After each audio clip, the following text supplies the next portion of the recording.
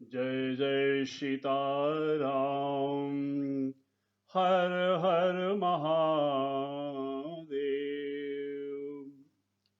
भगवान शंकर जी की कृपा और उनकी प्रेरणा से आज आपके सम्मुख संत महिमा का 16वां प्रसंग प्रस्तुत करने जा रहा हूं, जिसका शीर्षक है संत भक्त पीपा का जीवन चरित्र और उनकी राजा पीपा से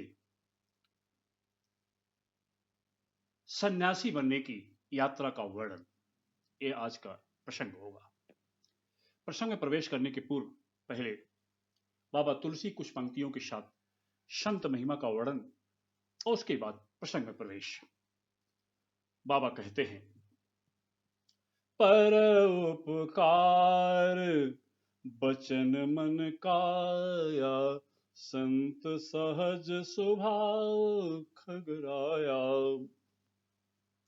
संतों का सहज स्वभाव होता है सबका कल्याण। मन वचन शरीर से हमेशा निरंतर सबके कल्याण की भावना रखते हैं। क्यों? उनको हर एक में भगवान का दर्शन होता है। यही संत की सच्ची पहचान है।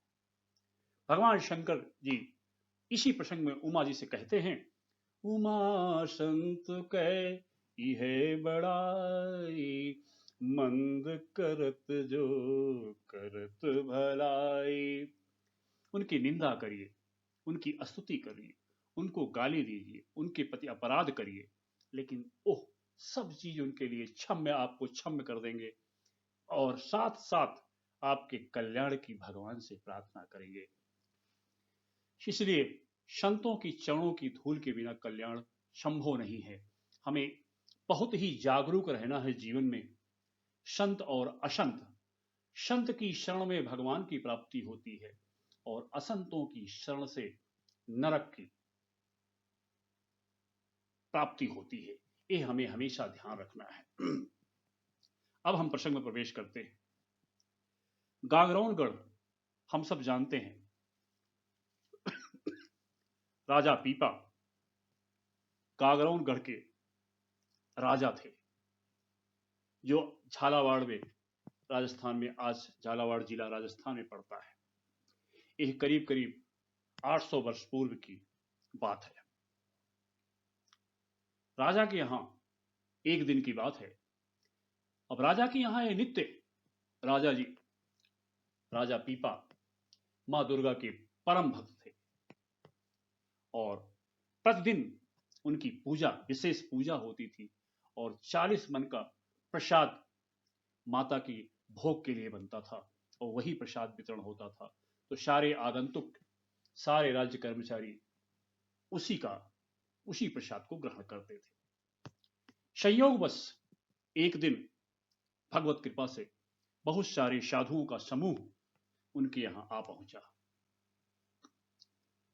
राजा ने उनका स्वागत किया। यह उनका स्वभाव था। संतों महात्माओं का स्वागत, उनको सत्कार, उनको विधिवत रहने का इंतजाम, यह उनका स्वभाव था। संत सेवा से सब कुछ प्राप्त होता है, इसका यह जीता जागता उदाहरण है।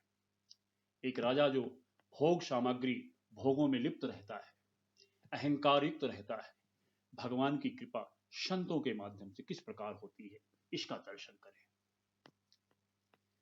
राजा ने कहा साधुओं को कि आप स्नान ध्यान कर लें, प्रसाद तैयार है दुर्गा माता का, और उसको ग्रहण करें। साधुओं ने कहा, हम लोग अपने ठाकुर जी भगवान श्री राम को साथ लेके चलते हैं, उनकी मूर्ति, और पहले हम स्वयं भोजन बनाते हैं उनके लिए, उनको भोग अर्पित करते हैं, तत्पश्चात हम लोग उसी प्रसाद को ग्रहण करते हैं। हम किसी देवी देवता का प्रसाद न ठाकुर जी को चढ़ा सकते हैं, और जो ठाकुर जी को नहीं चढ़ाया जाएगा उसका हम प्रसाद नहीं ग्रहण कर सकते। राजा ने सहर्ष उन सब के लिए सीधा सामान की व्यवस्था कर दी और साधुओं ने सीधा सामान पा करके उत्तम भोजन बनाया और भगवान को भोग लगाया, और तत्पश्चात उन्होंने भगवान श्री राम के प्रसाद को ग्रहण किया। लेकिन उन साधुओं ने भगवत प्रेरणा से देखी, उनका स्वागत किया, सत्कार किया, उनकी देखभाल किया। संत बहुत जल्दी प्रसन्न होते हैं। उन्होंने भगवान से प्रार्थना की कि प्रभु, यह बहुत ही संत सेवी महात्मा राजा है, कृपया इस पे कृपा करें और अपनी शरण में ग्रहण करें। भगवान अपने भक्तों की हर बात तुरंत का तुरंत स्वीकार करते हैं। साधु लोग वहां से चले गए राजा के यहां से। दूसरे दिन राजा अपने महल में सो रहे थे। उसी सब बीच उनको स्वप्न में एक भयंकर भूत आया जो उनको पटक पटक करके मारने लग गया। राजा उससे बचने का प्रयास कर रहे हैं, लेकिन वो भूत उनका साथ नहीं छोड़ रहा है। इतने व्याकुल हो गए और भागने का प्रयास में रोने लग गए उसी स्वप्न में। और फिर उनकी नींद खुली तो देखा कि वो स्वप्न वाला सत्य है, या जो मैं जग रहा हूं, चारों तरफ राजमहल राजपहरी हैं, यही सत्य है। यही मन में यही बात राजा जनक के मन में भी आई थी जब उनको अष्टावक्र महाराज का चरण और शरण प्राप्त हुई थी। अब उनके राजा भगवान के भक्त थे, माता जी के भक्त थे। उनके मन में आया कि यह संसार, उस समय मुसलमान आकांता समस्त राज्यों पर राज कर रहे थे, उनका आतंक फैला हुआ था। यह विचार करने लगे कि एक व्यक्ति कभी राजा बनता है, कभी रंक बनता है। जीवन मृत्यु है, बीमारी है, परेशानी है, ईर्ष्या है, काम क्रोध लोभ है, मत्सर है इस जीवन में, और राज के बाद नरक होता है, यह भी उनको मालूम था। साधु स्वभाव के थे। उन्होंने माता की विनती की, माता की प्रार्थना की, माता की स्तुति की और माता प्रकट हुई। माता से उन्होंने प्रार्थना की कि माता, मुझे इस संसार की माया से मुक्ति चाहिए। माता, मैं अब जन्म लेना नहीं चाहता, जन्म मरण के चक्कर से मैं छूटना चाहता हूं। माता, मां दुर्गा ने कहा, वत्स, ऐसा करने में मैं असमर्थ हूं। आप संसार की कोई भोग सामग्री मांगो, मैं आपको तत्काल प्रदान कर सकती हूं। मैं आपसे हमेशा प्रसन्न रहती हूं, परंतु यह संसार से मुक्ति, माया से मुक्ति, यह मात्र भगवान श्री राम की कृपा से, भगवान श्री कृष्ण की कृपा से ही संभव है, मेरे वश का नहीं है। हाँ, मैं आपको मार्गदर्शन दे रही हूं। आप बड़े सौभाग्यशाली हैं। इस समय भगवान श्री राम स्वयं आचार्य के रूप में इस समय काशी में निवास कर रहे हैं, और उनका नाम है जगत गुरु स्वामी रामानंदाचार्य। आप उनकी शरण में जाएं, अवश्य ही आपको इस संसार के आवागमन से, संसार के कष्टों से, माया से मुक्ति वही प्रदान करेंगे। राजा बड़े प्रसन्न हुए और माता जी के चरणों की वंदना करके दूसरे दिन काशी की तरफ रवाना हो गए। अकेले जाना चाहते थे, लेकिन उनके मंत्रियों ने उनके साथ सेना और ढेर सारे मंत्री उनके साथ चल दिए। हाथी घोड़ों के साथ राजा श्रीमठ स्वामी रामानंदाचार्य के मठ पे पहुंचे, और द्वार पर पहुंच करके उन्होंने वहां के श्रीमठ के द्वारपाल, जो स्वामी के सेवक हैं, स्वामी जी के भक्त हैं, दरवाजा बंद है, और द्वारपालों से संदेश भेजाया। स्वामी जी सहर्ष रूप से किसी से नहीं मिलते, बिना जांच परख के, यह उनका स्वभाव है। उनका कहना है कि जो उत्तम है, जो पात्र हैं, उन्हीं को भगवान का नाम दान देना है, सबको नहीं देना है, नहीं तो उस राम नाम की महिमा व्यर्थ हो जाएगी। लोग दुराचरण में पहले से दुराचार करते हुए भगवान का नाम लेंगे, और भगवान का नाम बदनाम होगा, क्योंकि वो अपराध करने से चूकेंगे नहीं। संदेश बजाया कि राजा पीपा आए हुए हैं, आपका दर्शन चाहते हैं। ये द्वारपाल लोग गए और स्वामी जी को कहा।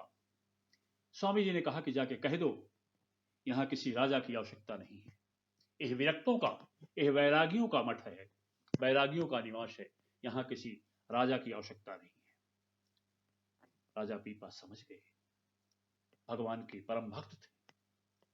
उन्होंने कहा, तुरंत जो है अपना राजवेश त्यागा, सारी सेना को, सारे कर्मचारियों को काशीराज के यहां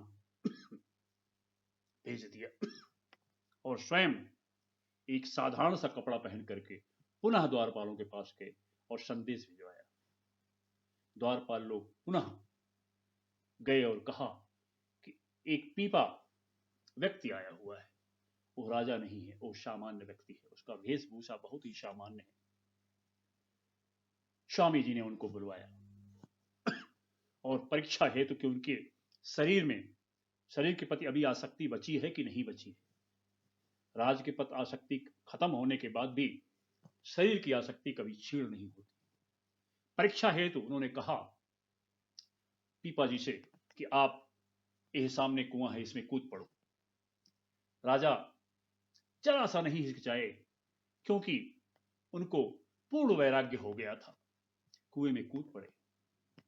तुरंत उनके शिष्यों ने, स्वामी जी के शिष्यों ने जाकर के उनको निकाला और जब उस कुएं से बाहर निकले, जबकि उस कुएं में बहुत जल था, लेकिन जब बाहर निकले तो उनके सारे वस्त्र सूखे हुए थे।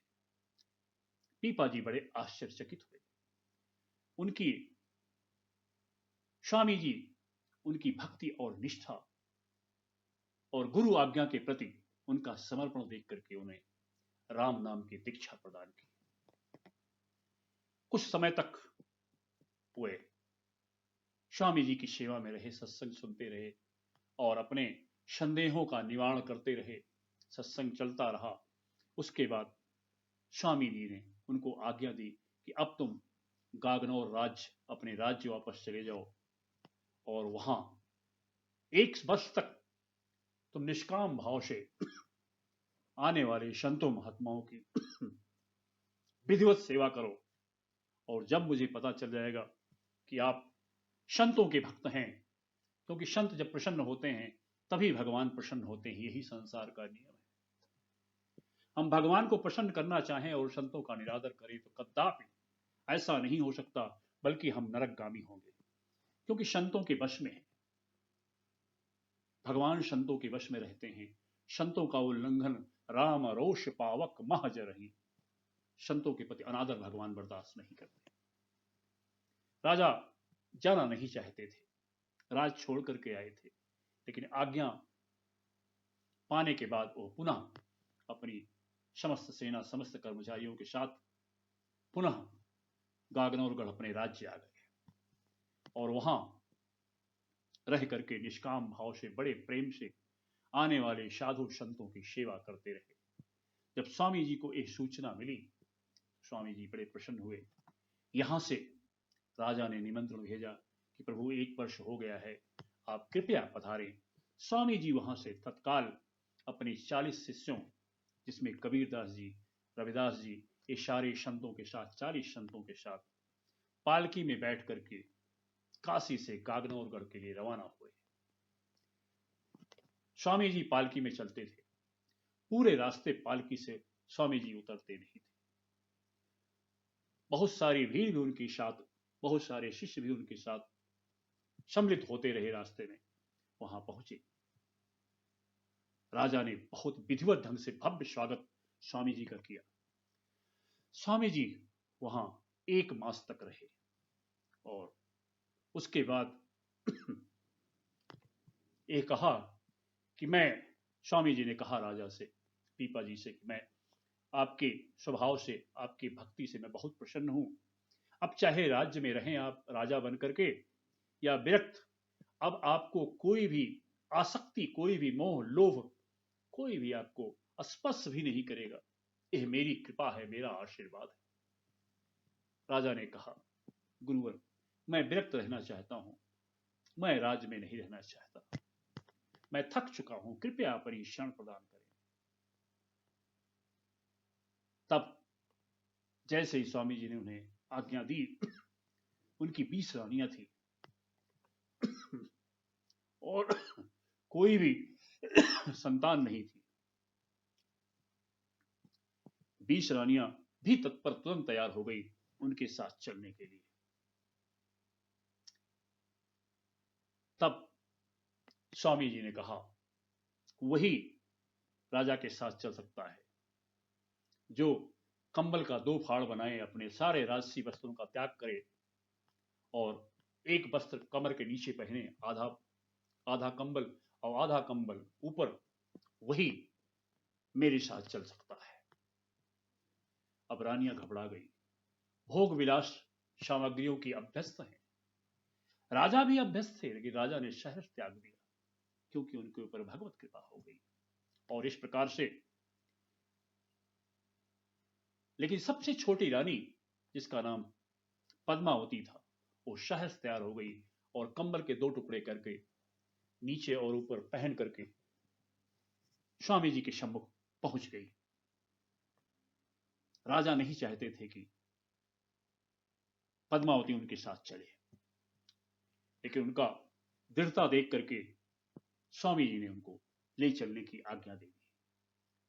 तब राजा ने उन्हें रोकने के लिए बहुत प्रयास किया। अंत में कहा कि तुम ऊपर का जो हिस्सा है, जो छाती पेट के ऊपर पहनने वाला कंबल का हिस्सा है, इसको भी त्याग दो, तभी मेरे साथ चल सकती हो।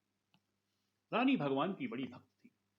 उन्होंने तुरंत ऊपर के कंबल को निकालने का प्रयास किया, लेकिन स्वामी जी ने रोक दिया और इस प्रकार से उनका नामकरण किया।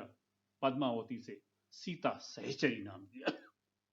और वहां से स्वामी जी अपने समस्त शिष्यों के साथ पीपा जी और उनकी रानी सीता सहचरी के साथ द्वारिका के लिए चल पड़े। द्वारिका पहुंच करके वहां पे बहुत दिनों तक सब लोग साथ में रहे, सत्संग होता रहा, कीर्तन होता रहा, बड़ी मस्ती थी। फिर स्वामी जी ने निश्चय किया कि अब वो काशी वापस जाएंगे। राजा ने प्रार्थना की, पीपा जी ने प्रार्थना की कि वो कुछ दिन और द्वारिका में रहना चाहते हैं। स्वामी जी ने कहा ठीक है, आप यहां रहिए और उसके बाद यहां से सीधे काशी आ जाइएगा।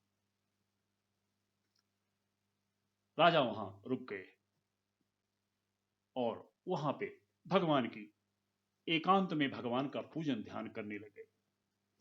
इसी बीच में उनके अंदर परम व्याकुलता हुई कि मुझे भगवान श्री कृष्ण का दर्शन करना है, क्योंकि वो जानते थे भगवान श्री राम, भगवान श्री कृष्ण एक ही है। जो मंद बुद्धि हैं इनको बांटते हैं, वो पाप करते हैं, वो नामा अपराध करते हैं। उनके अंदर जिज्ञासा जागी कि मुझे दर्शन करना है। एक जिद आ गई।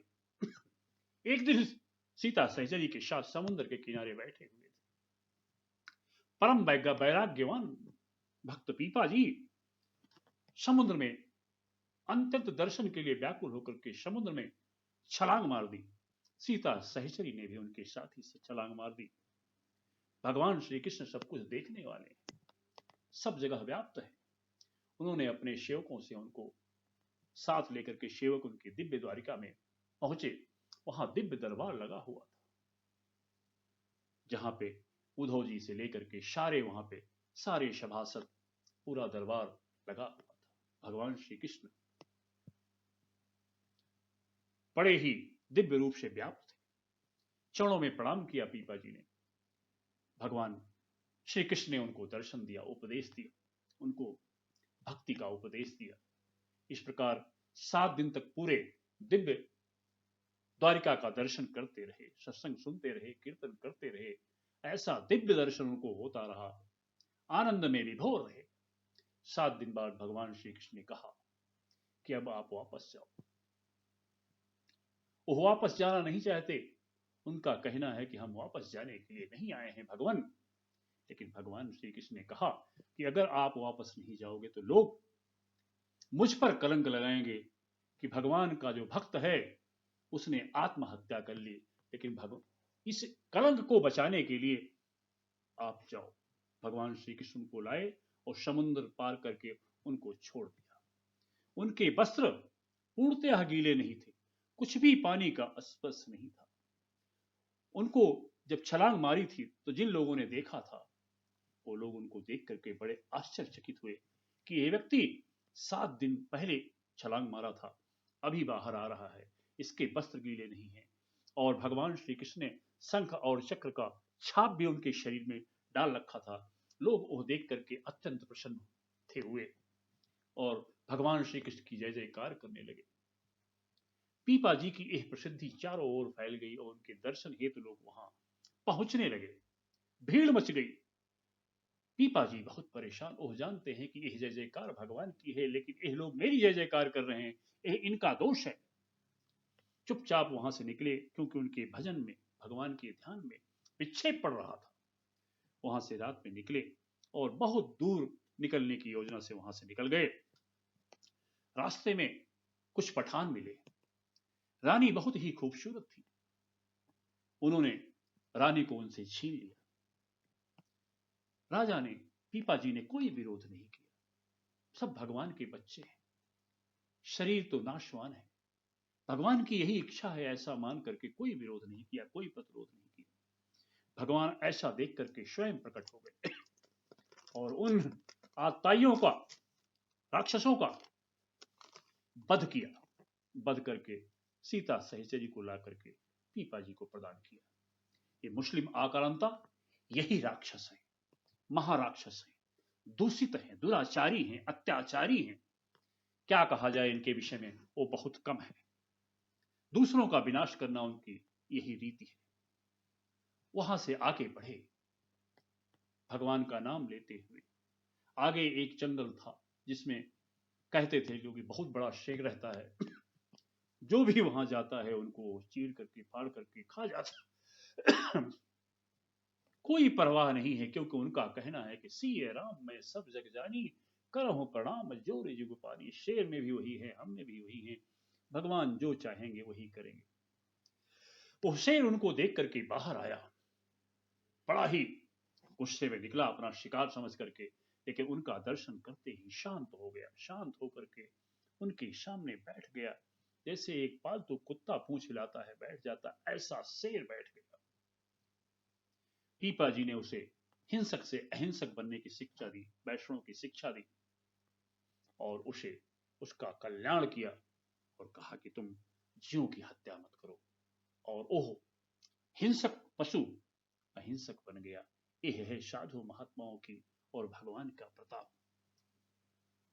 वहां से आगे बढ़े, कुछ दूर जाने के बाद वहां भक्त चीधर जी रहते थे। वहां उनके कुटिया पे पहुंचे पीपा जी अपनी सहचरी, सीता सहचरी के साथ।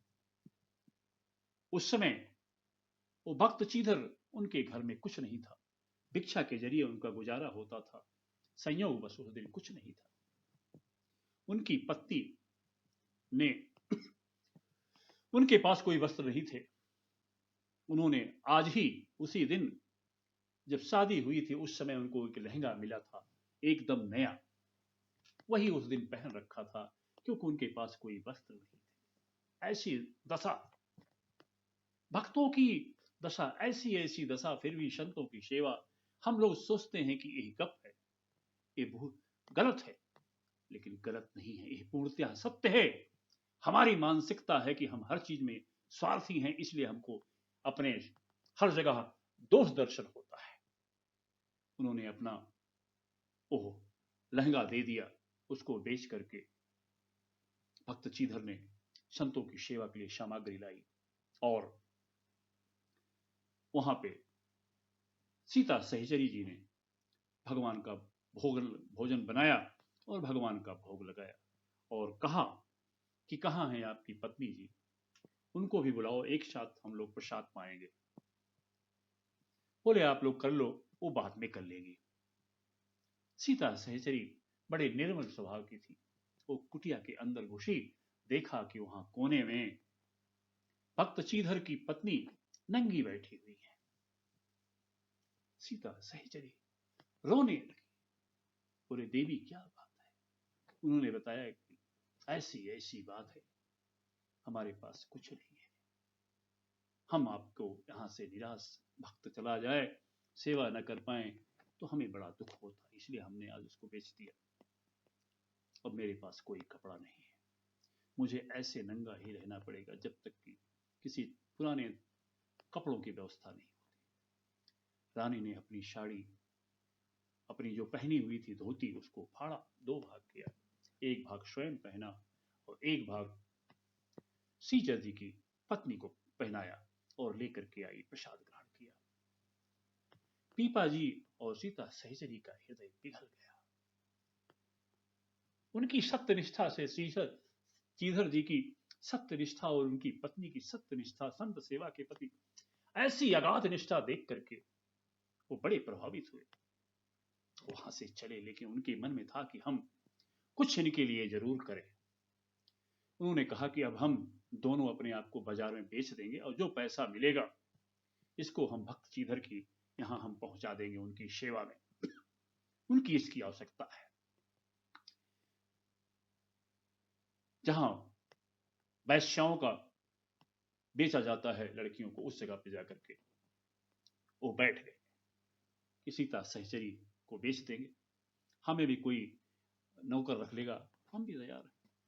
लेकिन इसी बीच भगवत बेड़ा से वहां कुछ भक्त पहुंचे जिन्होंने ये जब समुद्र में कूदे थे और समुद्र से निकले थे, इसका दर्शन उन्होंने किया था। इनको दोनों को देख करके पहचान गए। इनके चरणों में गिर करके वो सारे भक्तगण उनको बहुत सारा धन ला के दे दिया। तुरंत पीपा जी ने वहां से सीता सहचरी को लिया और वो सारा धन ले जाकर के श्रीधर जी को प्रदान किया। बोला अब यह आप अपने पास रखें, जिससे कि संतों की सेवा भी होती रहे और जिस दशा में आप और आपकी पत्नी ने हमारी सेवा की है उससे हम बहुत ऋणी हैं, हम आपके बड़े कृतज्ञ हैं। यह कह करके वहां से वो चल दिए। वहां से चल करके टोडे नामक राज्य के अंदर उन्होंने एक जगह पे अपनी कुटी बना ली जो एक सरोवर के पास थी, और वहां पे रहने लग गए समाज से दूर। और एक दिन वो सरोवर पे स्नान करने गए और सरोवर में देखा कि ढेर सारे मटके सोने की मोहरों से भरे पड़े हैं। परम संतोषी, परम उदार भगवान की परम भक्त धन छोड़ करके, माया छोड़ करके तो वो आए हैं, पुनः माया उनके पीछे लग रही है। उन्होंने उसकी तरफ देखा नहीं, स्नान करके चले आए और अपने पत्नी सहचरी जी से कहने लगे, सीता सहचरी से, कि ऐसा ऐसा मैंने कई मटकों का सोने के मोहरों देखा। ये सारी बातें चोर लोग सुन ली जो उनके यहां लूटने आए थे। वो जब वहां गए सरोवर के पास, बोले सरोवर के पास बताया है। वहां जब मटका ढूंढने लग गए तो देखा उन मटकों में सोने की मोहर की बजाय सांपों से भरी हुई है। उन चोरों को बहुत क्रोध आया, वो सारे मटकों को उठाए और सोचे कि आज ये सांप लोग इसको काट लेंगे, ये मर जाएगा, इसने हम लोगों को बड़ा धोखा दिया है, जानबूझ करके। ला करके सारे मटकों को उठाए और ला करके उनके कुटी के अंदर फेंक गए। देखिए, संत भाग रहे हैं धन से और चोरों के माध्यम से वो धन उनके घर पहुंच रहा है। वो सांप समझ करके फेंके थे, लेकिन उसके अंदर 700 मोहरें थी। पीपा जी ने सोचा कि भगवान की यही इच्छा है, और वो सब 5-5 तोले की एक एक मोहरें थी। भगवान की इच्छा मान करके उन्होंने विशेष भंडारा किया, बहुत बड़ा भंडारा किया और सारी धनराशि को 3 दिन के अंदर खत्म कर दिया। भक्त पीपा का प्रभाव चारों तरफ फैला हुआ था और यही सुन करके उस देश के राजा, टोडे के राजा, राजा सूरसेन मल उनके पास पहुंचे और उनको प्रणाम करके उनसे दीक्षा हेतु कहा कि आप मुझे अपनी शरण में रखिए। राजा ने कहा कि हमें किसी प्रकार से अपनी शरण में ले लीजिए। लेकिन पीपा जी ने कहा कि पहले अपनी समस्त संपदा, समस्त रानियां मेरे पास लाओ, सबको समर्पित करो मेरी शरण में, उसके बाद मैं आपको दीक्षा प्रदान करूंगा। राजा बड़ी प्रसन्नता के साथ, क्योंकि उनके अंदर एक वैराग्य भाव था, भगवत कृपा थी, सारा धन संपदा लाए और उनके चरणों में रख दिया और अपनी सारी पत्नियों को लेकर के पीपा जी के चरणों में समर्पित कर दिए।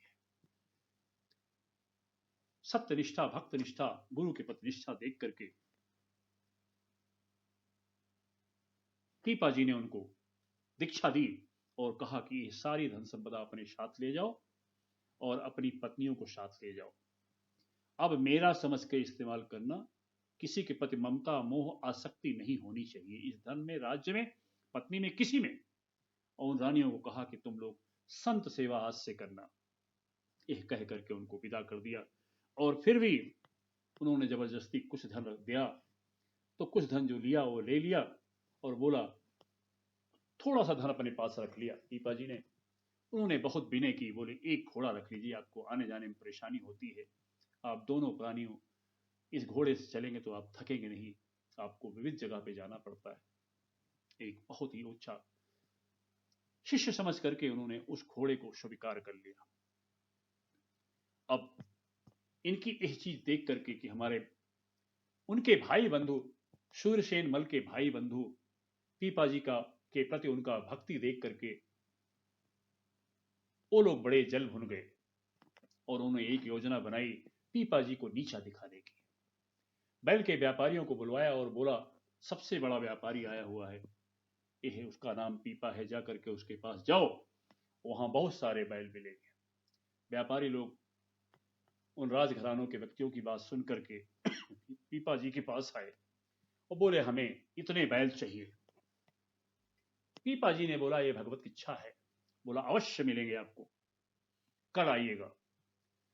व्यापारियों ने कहा ठीक है। बोले अभी कहाँ है? बोले वो चरने गए हैं।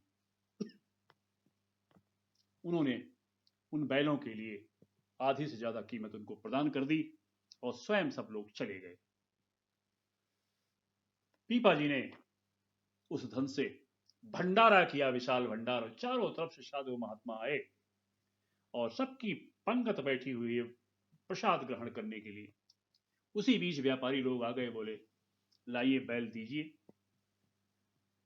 पीपा जी ने कहा कि यही मेरे बैल हैं जो भोजन कर रहे हैं साधु महात्मा, क्योंकि धर्म बैल का स्वरूप होता है, बैल को धर्म का रूप माना जाता है। बोले यही हमारे बैल हैं, इन्हीं का मैं व्यापार करता हूं, साधु महात्माओं को इशारा करके। उन सब का दर्शन करके उन व्यापारियों का हृदय परिवर्तित हो गया और वो जो बाकी पैसा था उसको लेके गए बाजार में और ढेर सारे वस्त्र लाए और उन साधुओं को प्रदान किया और उनका शिष्यत्व ग्रहण किया भक्त पीपा का। इस प्रकार से बहुत सारे घटनाएं, बहुत सारे चमत्कार उनके जीवन में होते रहे। इसी बीच पीपा जी एक बार शूरसेन मल के यहां कोई झगड़ा था, उसको राजा सुलझा नहीं पा रहे थे, पीपा जी को बुलाया, पीपा जी वहां गए। इसी बीच में कुछ संत लोग कुटिया पे पधार गए पीपा जी के, और पीपा जी वहां राजा शूरसेन मल के यहां गए हुए थे।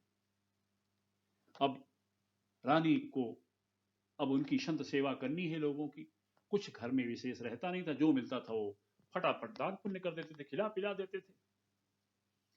रानी ने तय किया कि बनिए के यहाँ जाते हैं, वहां से हम राशन आते हैं, बाद में उसको पैसा प्रदान कर देंगे जो कुछ आएगा। रानी गई, रानी इतनी खूबसूरत थी और ओह दुराचारी बनिया ने बोला कि आप जो चाहिए हमारे यहां से राशन ले जाइए, लेकिन रात्रि के समय मेरे पास आ जाइएगा। उसके प्रति दुश्चरित्र ओह बनिया ने बोला। रानी ने कहा कोई बात नहीं, पहले संत सेवा कर लेते हैं, शरीर तो नश्वर है, इसको क्या है। संत सेवा के लिए ऐसी निष्ठा। वो लेके आई, सारा सामग्री बनाया और सबको भोजन कराया संतों को और विदा किया। इसी बीच पीपा जी वहां पहुंचे। सारा वृत्तांत सीता सहचरी ने पीपा जी को बताया। पीपा जी बोले कोई बात नहीं। शाम का समय था, बरसात हो रही थी। पीपा जी ने सीता सहचरी को अपने कंधे पे बैठाया, उनको उड़ा करके और लेकर के बरसात होती रही, उस बीच में जाकर के बनिया के यहां पहुंचे। अब उसका जो अन्न था उसको साधुओं ने ग्रहण किया, अब उसकी बुद्धि थोड़ा निर्मल हो गई। उसने जब सीता सहचरी को देखा बनिया, तो उसका मन निर्मल हो गया था। उसने बोला माता जी, उसके मुंह से निकला माता जी, जबकि उनका भोग करने के लिए उसने बुलाया था। बोला माता जी आप कैसे आ गई, आप तो भीगी नहीं है, आपका तो पैर भी नहीं भीगा है। सीता सहचरी ने कहा कि मेरे पति भक्त पीपा बाहर खड़े हैं, वही मुझे कंधे पर बैठा है। वो बनिया रोने लग गया और अपने अपराध का बोध करते हुए क्षमा प्रार्थी होने लग गया। पीपा जी के चरणों में आके गिर गया। संत स्वभाव उनको अपना शिष्य बना लिया और उसके सारे अपराधों को माफ कर दिया। इस प्रकार ऐसी अनेक घटनाएं जीवन में होती रही। इसी बीच में यह बात जो बनिए को यहाँ अपनी सीता सहचरी को लेके गए थे, यह बात कुछ लोग जो दुष्ट दिमाग के थे, उन्होंने राजा सूरसेन मल को ये सारी बात बता दी कि आप जिनको गुरु बनाते हैं वे अपनी पत्नी को बनिए के यहाँ बेचने गए थे। ओह, वैश्यालय चला रखा है। राजा सूरसेन मल बहुत ही दुखी हुआ, बोला मैं उनको गुरु स्वीकार नहीं करता, लेकिन ये एक बार गुरु की विशेषता है, गुरु ने आपका हाथ पकड़ लिया तो वो छोड़ते नहीं। भक्त पीपा को यह मालूम चला तो उनको ज्ञान देने के लिए उनके घर पर पहुंचे, महल पर, और कहा कि संदेश भिजवाया कि पीपा, आपके गुरु पीपा जी यहां आए हुए। लेकिन सूरसेन मल उनसे मिलना नहीं चाहता था कि जो अपनी पत्नी को बेचने वाला है, संत सेवा के नाम पे ढोंग करता है, मैं उससे नहीं मिलूंगा। संदेश भिजवाया कि राजा पूजा कर रहे हैं, लेकिन वहां पीपा जी ने कहा ओह पूजा नहीं कर रहे हैं, तेज से, जिससे राजा को सुनाई पड़े, ओह जूते की दुकान में घूम रहे हैं। यह सुन करके कि मेरे मन की बात पीपा जी को पता चल गई, आकर के उनके चरणों में गिर पड़े और कहा कि मुझे अपराध के लिए क्षमा करें, वास्तव में मेरा मन अपने जूता खरीदने के लिए ही घूम रहा था। इस प्रकार उनको फिर वहां उपदेश दिया, उनको ज्ञान दिया और उनको कहा कि जो आपने हमसे वादा किया था कि तुम्हारा तन मन धन राज सब मेरा है, वो आप भूल गए, और अब तुम जाओ अपनी छोटी पत्नी के पास, जो जिसके पास कोई बच्चे नहीं है, उसके पास जाओ, उसको लेके आओ मेरे पास। और वो डर गए कि लगता है आज कोई श्राप दे देंगे। वहां से आगे बढ़े और जैसे आगे बढ़े रानी के रनिवास में घुसने के हुए, वहां एक दहाड़, शेरनी की दहाड़ आई। डर गए राजा और फिर आगे बढ़े तो देखा रानी की गोद में एक शिशु खेल रहा है। यह दोनों चमत्कार गुरु पीपा का, भक्त पीपा का यह दोनों रूप था। स्वयं शेर बनकर के दहाड़ के और स्वयं शिशु बनकर के बच्चा बनकर के किकला रहे हैं वहां पे। उन दोनों को नमस्कार किया, आके चरणों में गिर गया, बोला अब दोबारा हमसे गलती नहीं होगी। उसके बाद उनको उपदेश दिया। एक दिन की बात है, एक ग्वालन, भक्त लोग थे, भक्त लोगों के मन में आया कि आज भगवान श्री राम को दही का भोग लगाना चाहिए। भगवत कृपा से तुरंत एक ग्वालन वहां आसपास पहुंच गई दही लेकर के। तुरंत दही खरीदा गया और भगवान का भोग लगाया गया। पीपा जी के पास कोई पैसा नहीं था, बोला उसको बिटिया को, पुत्री थी, ग्वालन लड़की थी, बोला आप बेटा बैठ जाओ और जो चढ़ावा चढ़ेगा तुमको सब दे देंगे। वो चुपचाप बैठ गई, सब दर्शन करती रही, साधु महात्माओं का दर्शन करती रही। उसका मन निर्मल होता गया। और उसी बीच बड़े बड़े शेख, बड़े बड़े राजा महाराजा वहां पहुंचे और बड़ा चढ़ावा वहां चढ़ा। और जब सब चले गए तो उस ग्वालिन को बुलाया और बोला ये सारा पैसा तुम ले जाओ। वो ग्वालिन ने कहा कि नहीं गुरु, नहीं बाबा, हमारा 3 आने का है, उस जमाने में 800 वर्ष पूर्व 3 आने का दही है, वही हमको चाहिए। फिर भी पीपा जी ने उसको बहुत सारा धन दिया। ओह, चरणों में गिर पड़ी और फिर उसको भी शिष्य बनाया। इस प्रकार ऐसी अनेक घटनाएं हैं, अनेक चमत्कार उनके जीवन में होते रहे। ऐसे एक बार 4 दुराचारी दुष्ट आत्मा साधु का भेष बना करके उनके यहां पहुंचे और बोला, प्रणाम किया और बोले कि आप तो संत सेवी हैं, हम लोग संत हैं, हम चाहते हैं आप अपनी पत्नी को हमें दे दें। पीपा जी ने सहज कहा अवश्य ले जाइए, कोठे पे हैं, नीचे अपना थे और जो छत के ऊपर थी, जो कुटिया में 2 भाग था। ये लोग जैसे ऊपर चढ़े, वहां से एक शेरनी इनके चारों साधुओं के ऊपर, जो साधु भेष दुष्ट गण थे, इनके ऊपर टूट पड़ी और इनको मार डालने वाली थी, लेकिन साधु भेष समझ करके छोड़ दिया। इस चारों दुष्ट आत्मा साधु भेषधारी भाग करके चरणों में गिरे। बोले, आप तो कह रहे थे वहां तुम्हारी पत्नी है, वहां तो शेरनी है। बोला, नहीं, शेरनी नहीं है, वहां तो मेरी पत्नी है, चलो। पहुंचे तो दिखाया, देखो मेरी पत्नी बैठी हुई है।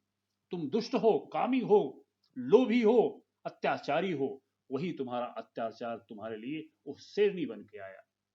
इस प्रकार से बहुत सारी घटनाएं उनके जीवन में होती रही।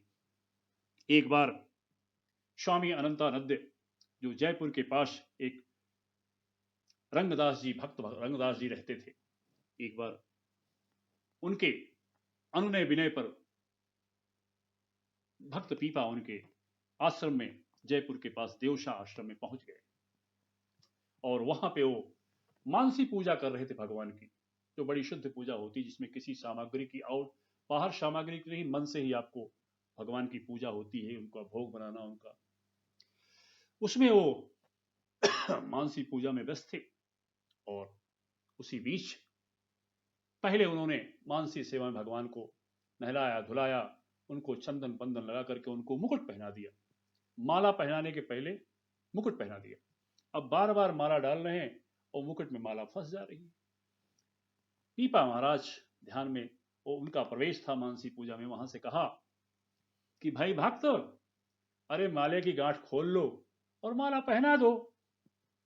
माला तो गांठ खोल करके पहना दी, लेकिन बड़े आश्चर्यचकित हुए, कौन है, बाहर आके देखे और परिचय जाने के पीपा महाराज हैं, उनके चरणों में गिर पड़े। बोले, महाराज, आपका हमारी गुप्त सेवा भी, आपको गुप्त चीजें भी आपको पता चल गई। आप बड़े मां के चरणों में गिर करे, उनका भव्य स्वागत किया। पूरे ग्रामीण मिलकर के वहां 1 महीना वो रहे, विधिवत राम भक्ति होती रही। इस प्रकार से जब अंत समय आया, जगत गुरु स्वामी रामानंदाचार्य का, तो काशी में इन सारे लोगों को अपने यहां बुलवाया। पीपा जी को बुलवाया कि बेटा, हम इस संसार को, शरीर सहित मुझे इस संसार को त्यागना है। और तब वहां पे तुरंत पीपा जी पहुंचे और रामानंद जी ने अपना शरीर सहित वहां से साकेत धाम चले गए और वहीं पे रह करके अंतिम समय में भगवान का पूजन पाठ करते हुए पीपा जी ने भगवान वहीं पे अपना शरीर त्यागा और साकेत धाम गए। इस प्रकार से बहुत ही महत्वपूर्ण, बहुत ही प्रेरणादायक है कि बड़े बड़े भोगों को जो चाहते हैं हम लोग, उन भोगों को त्याग करके, उन भोगों में कोई रस नहीं है, यही हमको प्रेरणा देता है। हम भक्त पीपा और उनकी पत्नी सीता सहचरी पद को हम बार बार नमन करते हैं। ऐसे भक्त हमारे जीवन में बहुत ही परिवर्तन लाते हैं। जय जय सीताराम, हर हर महादेव।